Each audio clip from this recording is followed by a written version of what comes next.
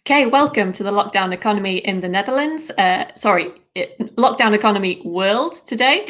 We're a social non-profit initiative by the think tank AlterContacts to help small businesses and self-employed professionals overcome the challenges of the pandemic and reactivate the economy. My name is Rosie Allison. I'm the local interview host. And today, our guest is Sandra Schmoldt, founder of transformation support business Equilido Transformation Support. Very happy to have you with us today, Sandra. How are you? I'm fine, Rosie. Great to be here. Thank you. Thank you for being here. So tell us a little bit more about your transformation support company. Yeah, well, you know how more and more accomplished professionals suddenly these days find themselves in a limbo and unsure of the next step to take due to those disruptive changes they are facing currently. And they may feel unsure of the next step to take and maybe even empty and totally out of balance. Well, I help them actually to unleash their mental power so they can recover faster from setbacks and do what makes them thrive. And maybe a little bit about my background. For 3 decades, actually, I acted as a communications expert. And at first, I was running my own communications agency for some 7 years. And then I changed sides and became a communications leader in the corporate world. And well, about 10 years ago, I actually learned how to coach people, the people I worked with, basically. And I realized it's just great if, you can achieve as a team what you have been wanting to achieve, and if everybody feels heard and motivated.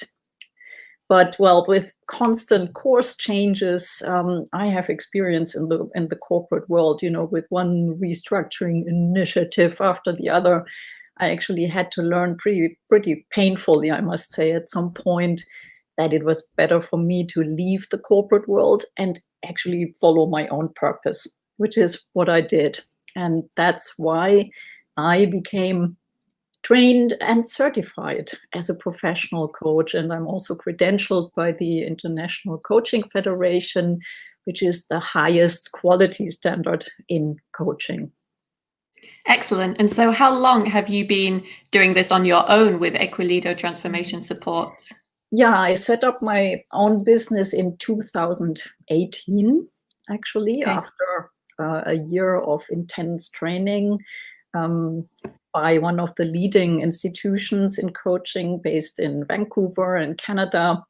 And since then, I have been working as a transition and transformation coach, helping professionals and business owners to step into their unique power, their inner source, and actually activate their inner compass so they can really thrive. And so far, I've been working online, one-to-one.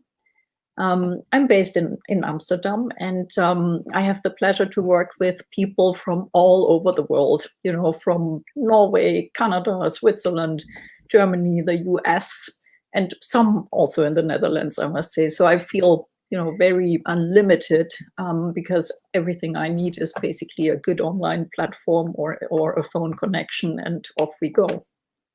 Exactly. That's why I wanted to reiterate at the start of the broadcast that you are a global business. You have a global outreach Yes. with your firm because you're online. So actually, you were very young with Equilido when the pandemic hit. You were only 2 years old. So what kind of challenges did you face when the pandemic struck? Obviously, you're online, so you didn't have to do any changing in terms of that. But yeah, how did it affect you? Yeah, when the COVID lockdown actually hit us in March, I can say that, from a business side, I was luckily able to just keep going and just keeping to support my clients all over the world.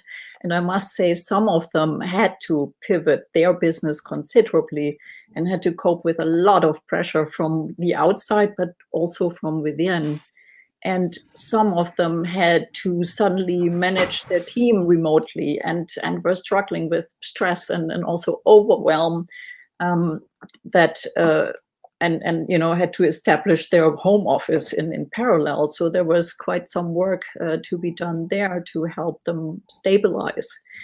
And others, again, other clients, they felt relieved through the lockdown because they, may have been a little bit are introverted persons, but they faced a complete slowdown to the max and found themselves avoiding taking any action, which is also not so useful. So they kind of ended up in a freeze state. And it was also useful to talk about that and get out of that state of mind. So luckily, I can say I kept going. Of course, I was struggling with, the sudden developments and the fear, which was really growing around us. And we've all experienced that big change of how we live and how we behave at home and, of course, at work. So yeah, that's interesting to hear about the different experiences that you and your clients faced when the lockdown hit. Some people reacted quite positively, other people less so. And so in terms of kind of concrete tips, concrete advice that you would say worked for you and for your clients during the pandemic, do you have any suggestions for any small business owners that are watching?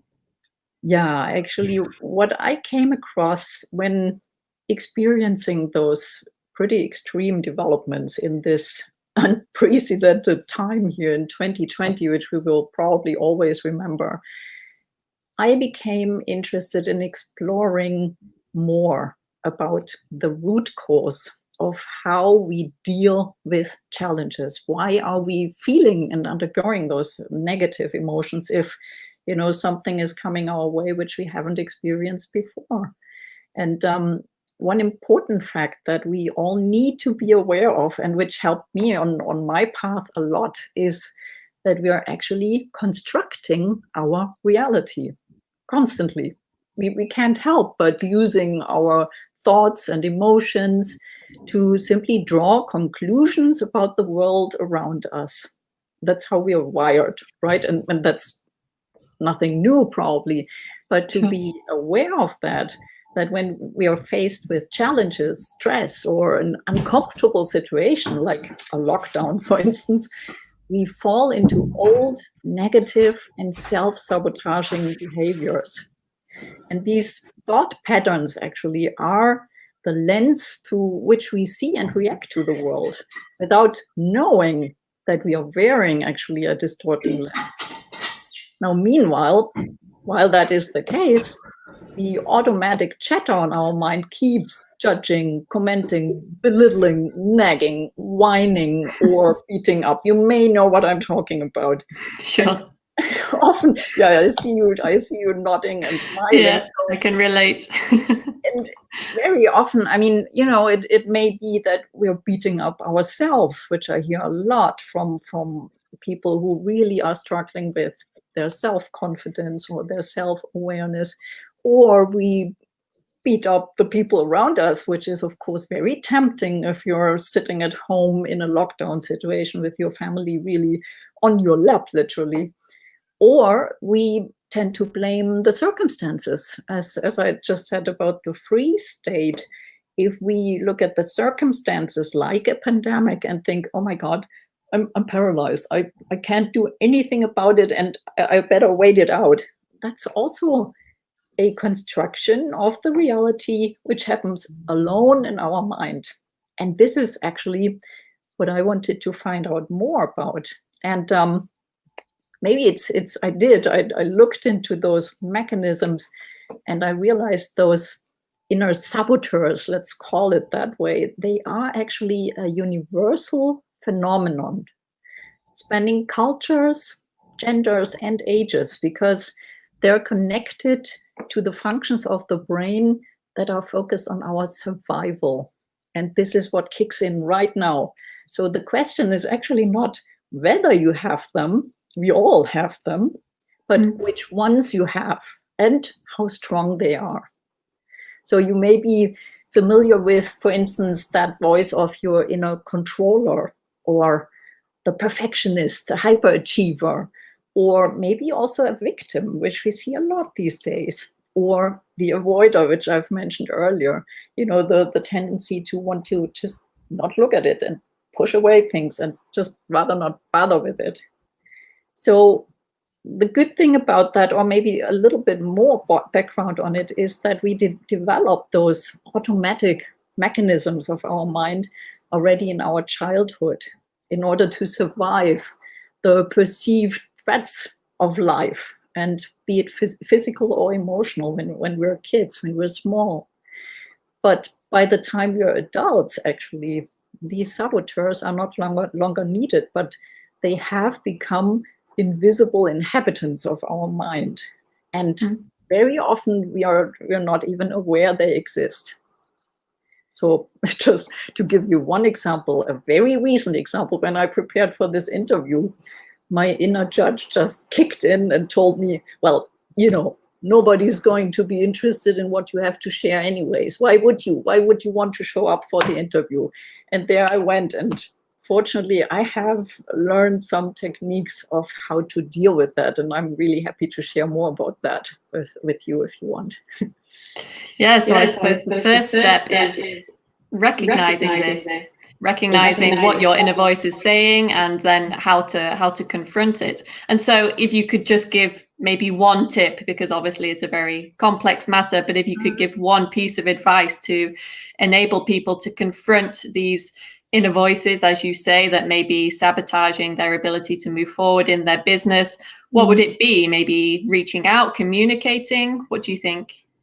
Yeah, let's maybe take one step back, because the insight alone is not enough. And you may have, realized that with all those, the wishes you're making at the beginning of the year, you're usually not sticking to them, right? How do you call that? The New Year's resolutions. I was just exactly thinking of, or searching for that word.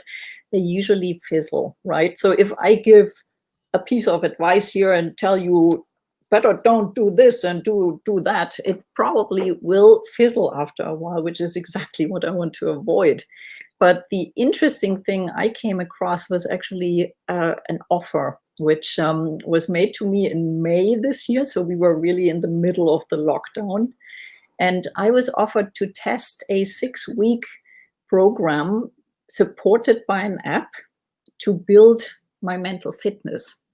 And the thought behind that was actually to keep training those resolutions, to really be aware, keep an eye on those sabotaging thoughts, and be very awake to them, which actually only is possible if you're really reminded of that fact constantly, which is what the app did. It popped up 3 times a day for just 2 minutes, actually, not long, but it interrupted my challenged moments, or moments where I really felt, stressed or frustrated, or sometimes even angry or sad.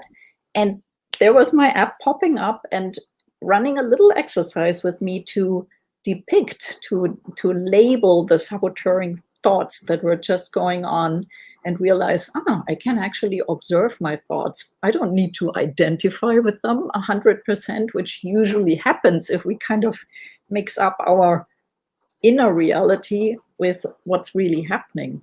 So you can actually learn to intercept those sabotaging, those destructive thoughts. And I am actually happy to share one little exercise which may help to do that, because yes, the surprising thing is actually that it helps to simply stop once you have noticed, this is a negative emotion. I'm not feeling good right now. Actually, I feel, I have a negative feeling. It's as if you basically feel pain. Say you have your hand on the stove, right? And you feel pain. It's a painful experience. Now, do you keep your hand on the stove? No, you wouldn't, right? You would pull it off as quickly as possible. So to see the negative emotion as an alert signal, basically, which gives you pain quickly, and then shift away from it. That's basically the thinking behind it. And the little exercise I just promised you is a 10 seconds intervention. It goes like this. Rub your fingertips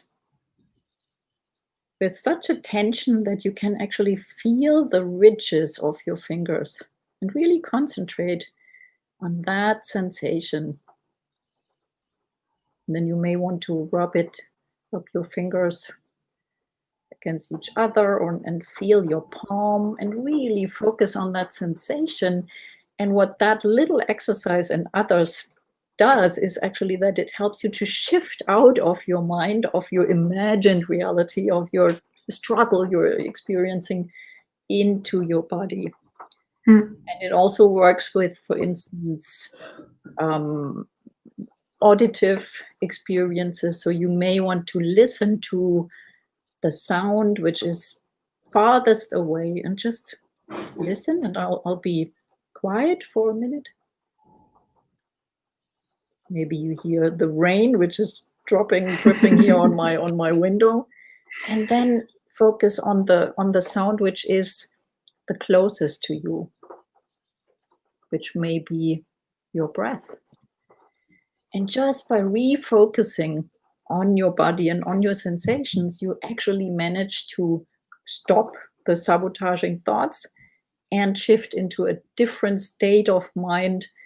And then you can move on into a mindset which is even more positive. And that's actually also something the mental fitness program offered on that 6-week journey, which actually is creating a measurable result, a measurable difference, which I have also experienced while undergoing that program.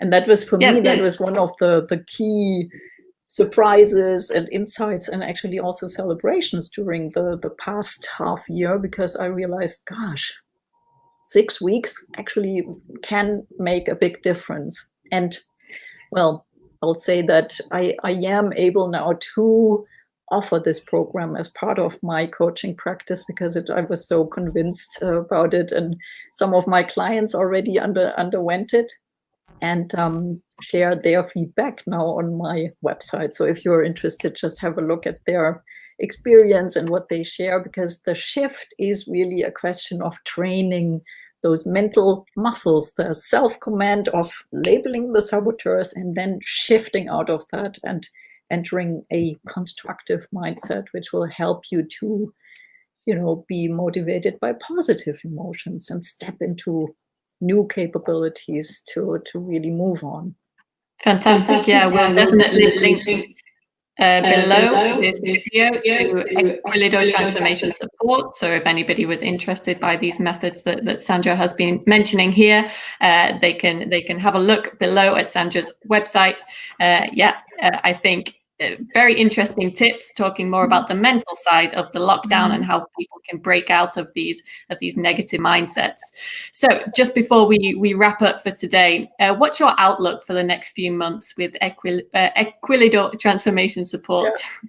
Well, my outlook is actually to invite more and more people who are, hungry to try something new in their life. I mean, getting on that app, I have a couple of seats available on that app to just undergo that 6-week program and see the shifts for yourself and experience that, how your entire mindset is actually developing and opening up to be more appreciative to you and more loving, simply also. So I'm really excited to have more and more people join me on that adventure, and we're a coaching community also working very intensely together in developing the next upgrade of the app, together with the author and creator of that app, who is located in San Francisco. Shirzad Jamin is his name. So, and I'm also, right now, I'm working on all kinds of channels and new features I want to step into, like really offering creative little tips and tools of how to work with your inner saboteurs and really make them smaller, basically, because it's just so effective, and I see it's accelerating the development journey of my clients, but also the clients who are not choosing that path. It's just such a pleasure to see how they actually step into their inner source, in their inner power, and find their inner compass, and then take action towards the goals they really desire in their life. Yeah. And sometimes that's not easy to find the compass, and really find your purpose, which is a little bit overused as a term. I really don't like that so much, but just taking the next step and creating a difference in your life, creating a sustained change that is bringing about a result which you love. Sure. So just before we end, as always with any small business, I'm sure there are some things that you need help with. We all do. So if you could name 3 things that right now you need for Equilido to move to the next stage in its development, what would they be? Yeah, well, I just hope, thinking of my inner judge who was putting me down, that if I have succeeded to step into my sage, actually, and if I have succeeded to reach some of you, my listeners, and people who are watching that, and you feel that this really resonates with you, I would be so happy to just have your comments and your feedback. How did that land with you? What is your story? What would you like to share? And also, what I need contact. I need to be in exchange, in a even more vital exchange with other business owners, with people who may need to open that door in their wall that they may not even have noticed, but this may be a doorknob for you, and you just have to turn it. So if you're finding, there's a door in my wall, and actually there's a doorknob, and I'm gonna turn it, and give me a call simply, and let's talk. That's basically what I would need. I would just love to be in touch with you. Fantastic. Yes, I think everybody needs some communication in these times when we can't see each other face to face. So yeah, comments, feedback, and contact, I think are 3 great things that any business also needs help with. So thank you very much, Sandra, for your valuable insights. Very interesting dynamic in today's video. So please feel free to contact Sandra on the links that I will put below, both to her business and also some social media accounts. I invite you to like this video and subscribe to the AlterContacts YouTube channel, because in the coming few months and weeks, in fact, we are going to have many more small business owners sharing their valuable insights with you all. So thank you, Sandra. Do you have any final words for anybody watching today? I just hope to see you all thrive in your life. Brilliant. Thanks very much for joining us today, Sandra. Thank you.